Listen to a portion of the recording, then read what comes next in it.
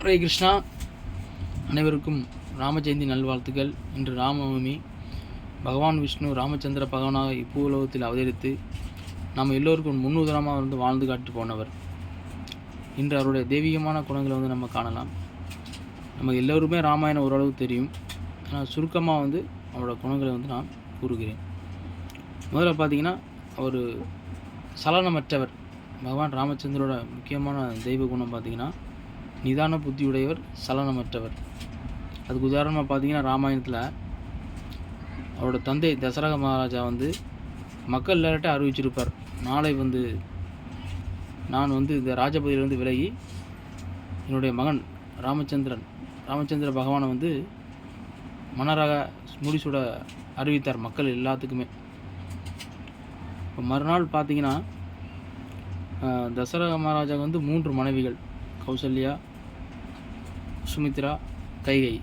இந்த கைகையோட அவங்களும் சந்தோஷம் அடைந்தாங்க ராமர் முடிச்சு விடுவதில். அவரோட மகன் பரதன் வெளிநாட்டுக்கு பயணம் செய்திருந்தார். இப்போ கைகையோட பணிப்பெண் பார்த்தீங்கன்னா, அவங்க என்ன பண்ணாங்க, அவங்கள தூண்டி விட்டு, உன்னோட மகன் தான் பதவி ஏற்கணும், இல்லைன்னா எல்லா செல்வங்களும் சொத்துக்களும் ராமருக்கு போயிடணும். அவங்க எவ்வளவோ அவங்கள பேசி தசரமாதரை இந்த ராமர் பதவி ஏற்கிறத நிறுத்தணும் அப்படின்னு சொல்லி அவங்க வற்புறுத்தி அவங்க மனசை மாற்றிடுவாங்க. அப்போ கைகை என்ன பண்ணுவாங்கன்னா, தசரத மகாராஜாவுக்கு முன்னாடி போர் புரியும்போது 2 வரம் கொடுத்துருப்பாங்க. அவரை காப்பாதனால அவர் நீ என்ன கேட்டாலும் நான் உனக்கு கொடுக்குறேன், அந்த வரத்தை இப்போ கேட்கும்படி இந்த பணிமன்னு சொல்லுவாங்க. இப்போ கைகை போய் தசரத மகாராஜா 2 வரம் கேட்பாங்க. ஒன்று ராமர் முடிச்சு விடாமல் காட்டுக்கு போகணும், 2வது என்னோட மகன் பரதன் இந்த ராஜ்யத்தில் பதவி ஏற்கணும்.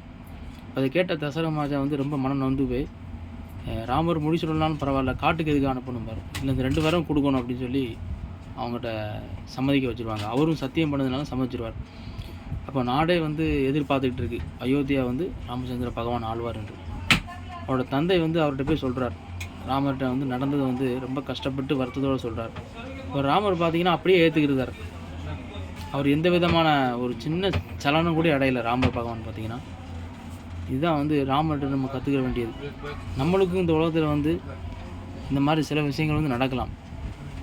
எப்படின்னா, நம்ம ஒருத்தவங்க வேலையில் இருக்காங்க, அவங்களுக்கு ஒரு உயர் பதவி கிடைக்குன்னு வச்சுக்கோங்க.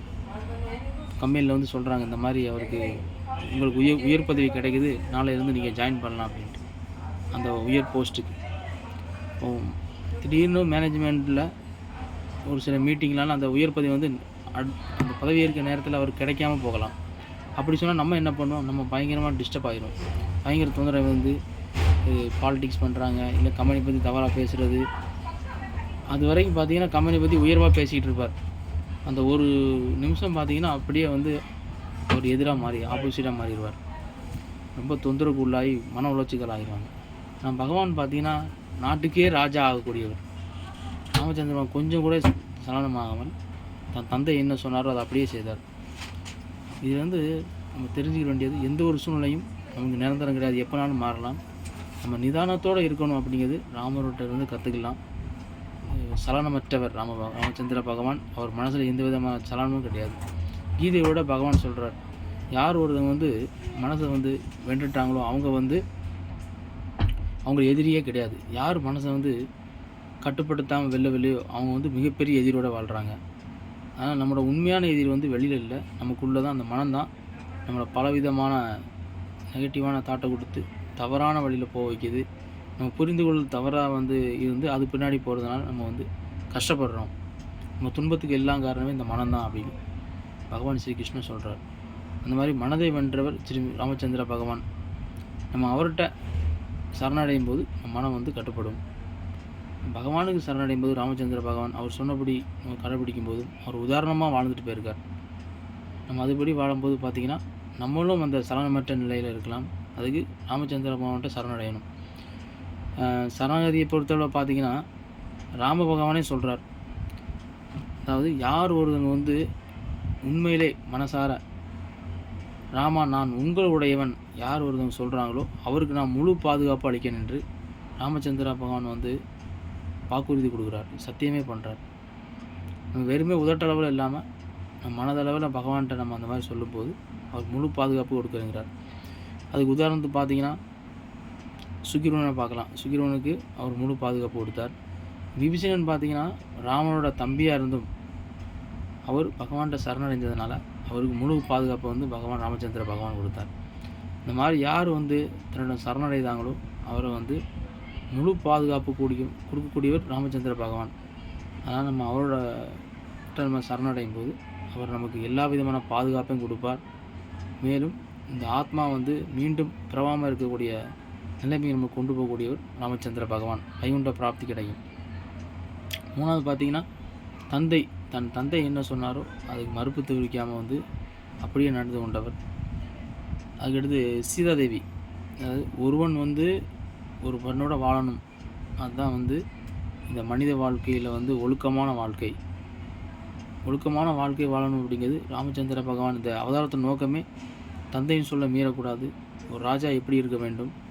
மேலும் பார்த்திங்கன்னா ஒருவன் வந்து ஒரு பெண்ணோடு தான் கடைசி வரை வாழ வேண்டும், தவறான வழியில் அவர் போகக்கூடாது, ஒழுக்கமற்ற நிலையில் பல பெண்களோடு இருக்கக்கூடாது அப்படிங்கிறதுக்காக பகவானே வந்து ராமச்சந்திர பகவானே வாழ்ந்து காட்டியவர். அப்போ சீதாதேவியும் பார்த்திங்கன்னா எப்படி இருந்தாங்கன்னா ராமச்சந்திர பகவானை தவிர மற்ற யாருமே அவங்க முகத்தை கூட எடுத்து பார்த்ததில்லை, பேசும்போது கூட தலை குனிஞ்சு தான் பேசுவாங்க அப்படின்னு ராமாயணத்திற்கு வால்மீகி வந்து ராமாயணத்தில் எழுதியிருக்கிறார். அந்த மாதிரி சீதையும் ராமச்சந்திர பகவானும் நமக்கு ஒரு உதாரணமாக வந்து ஒழுக்கத்தை கற்பிக்குமாறு வந்து வாழ்ந்து காட்டிட்டு போயிருக்கிறார். இந்த மாதிரி ராமச்சந்திர பகவானை பற்றி பல தெய்வீகமான குணங்கள் நம்ம பேசிக்கிட்டே போகலாம். ராமாயணத்தில் நம்ம எடுத்துக்கலாம். சுக்கிரன் பார்த்திங்கன்னா ராமச்சந்திர பகவானுக்கு சரணடைந்ததுனாலே வாலியை வந்து பகவான் வந்து மறைந்திருந்து கொள்வார். நிறைய பேர் வந்து ராமச்சந்திர பகவான் மறைந்திருந்து கொள்வது வந்து தவறு என்று நாஸ்திகவாதிகளும் பல சாதாரண தெரியாத மக்கள் வந்து அந்த மாதிரி பேசிக்கிட்டு இருக்காங்க. அதுக்கு உண்மையான என்ன அர்த்தம் பார்த்திங்கன்னா, வாலியும் பார்த்திங்கன்னா வாலி வந்து ராமருக்கு எதிரி கிடையாது. ராமச்சந்திர பகவான் பார்த்திங்கன்னா அவர் ஒரு வகையான பக்தர் தான் ராமனோட. சுக்கிரவன் எப்படி வந்து ராமருக்கு வந்து இலங்கை சென்று எல்லா சீதையை வந்து மறுபடியும் மீட்டு வரதுக்கு உதவி செய்தாரோ, அது மாதிரி வாலியும் வந்து ராமச்சந்திர பகவான் பல உதவி செய்துள்ளார். அதே மாதிரி அவரும் வந்து ஒரு பக்தர் தான். அதனால தான் பகவான் வந்து அவரை மறைந்திருந்து தாக்க வேண்டிய சூழ்நிலை. அவர் மற்றவரோட மனைவிக்கு அவர் ஆசைப்பட்டதுனால அவரை கொல்ல வேண்டிய சூழ்நிலை. இப்போ சுக்கிரன் வந்து தன்னுடன் சரணடைந்து உள்ளார். அதுமாதிரி வாலியும் சரணடைந்தார்னா நம்ம யாருக்கு வந்து அவர் உதவி புரிய முடியும் அப்படிங்கிற ஒரு சூழ்நிலையிலும். இன்னொன்று பார்த்திங்கன்னா சாஸ்திரத்துக்கு கூறப்பட்டுள்ளது, அவங்கலாம் வாரணம், அதாவது விலங்குகளை சேர்ந்தவர். விலங்குகளை வந்து ஒரு ராஜா எப்படினாலும் வேட்டையாடலாம், முன்னாடி இருந்துனாலும் வேட்டையாடலாம், எப்படினாலும் வேட்டையாடலாம். அந்த ஒரு கணக்கில் வந்து அவர் கொண்டது தவறு இல்லை அப்படின்ட்டு கூறப்பட்டுள்ளது. மேலும் பார்த்திங்கன்னா அநீதி, அவர் தவறான காரியத்தில் ஈடுபட்டதுனால, மாற்றான மனைவிக்கு ஆசைப்பட்டதுனால அவர் எப்படி கொண்டாலும் அது தப்பு இல்லை அப்படின்னு. அப்போ அவர் கொன்றப்பட பார்த்திங்கன்னா வாலி வந்து கேட்குறார், ராமா நீங்கள் வந்து இந்த மாதிரி செய்தது தவறு, மறைந்திருந்து தாக்கியிருக்கீங்களா, உங்களுக்கே அழகான், நீங்கள் ஒரு மிகப்பெரிய வீரர் அப்படின்னு வந்து அவரை புகழ்ந்து பேசுகிறார். மேலும் அதுக்கடுத்து பார்த்திங்கன்னா அவரோட வாலியோட மகன் அங்கதன் அவரை கூப்பிட்டு ராமர்கிட்ட வந்து ஒப்படைக்கிறார். ஆமாம், நீங்கள் வந்து உங்கள்கிட்ட இவர் வந்து சரணடைவார். அவர் மகனை வந்து அவர்கிட்ட ஒப்படைக்கிறார். இவரை வந்து நீங்கள் தான் நல்ல வழியில் காட்டி அவருக்கு வாழ்க்கையை வந்து எப்படி வாழணும்னு கற்றுக் கொடுக்கணும்னு வாலி வந்து வாலி வந்து தன்னோட மகன் அங்கதனை வந்து பகவான் ராமச்சந்திர பகவான்கிட்ட ஒப்படைக்கிறார். அந்த அளவுக்கு தன்னை கொன்னவர் கூட ராமச்சந்திர பகவானை பற்றி தெரிஞ்சு வச்சுருக்கிறார். ராமச்சந்திர பகவானோட குணங்கள், அப்போ அவர்கிட்ட நம்ம ஒப்படைச்சோம்னா அவர் எப்படி இருப்பார் என்று. இந்த மாதிரி ராமாயணத்தில் பகவான் ராமச்சந்திர பற்றி ஒரு அற்புதமான குணங்கள் வந்து கூறப்பட்டுள்ளது.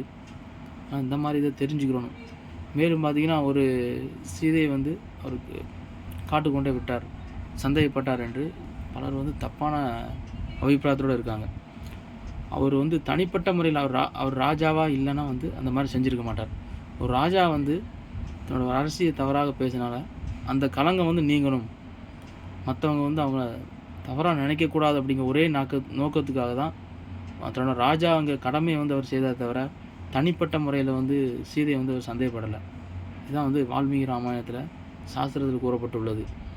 அவர் ராஜாங்க முறையில் வந்து சீதாதேவியை வந்து அந்த மாதிரி அனுப்புனாரே தவிர அவர் தனிப்பட்ட முறையில் சீதா மேலே எந்த விதமான சந்தேகமும் அவருக்கு கிடையாது.